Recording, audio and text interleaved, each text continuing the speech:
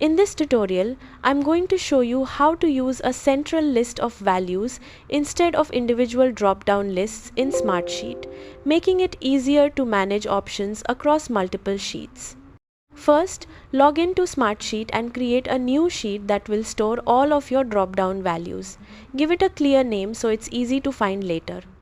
Next, enter your drop-down options into a single column with each value on its own row. This sheet will act as your master list. Once your list is ready, open the sheet where you want to use those values. Select the cell or column you want to connect to the central list. Then, right-click and choose the option to link data from another sheet. Search for your master list sheet and select the values you want to reference. After creating the link, Smartsheet will connect the data between the two sheets.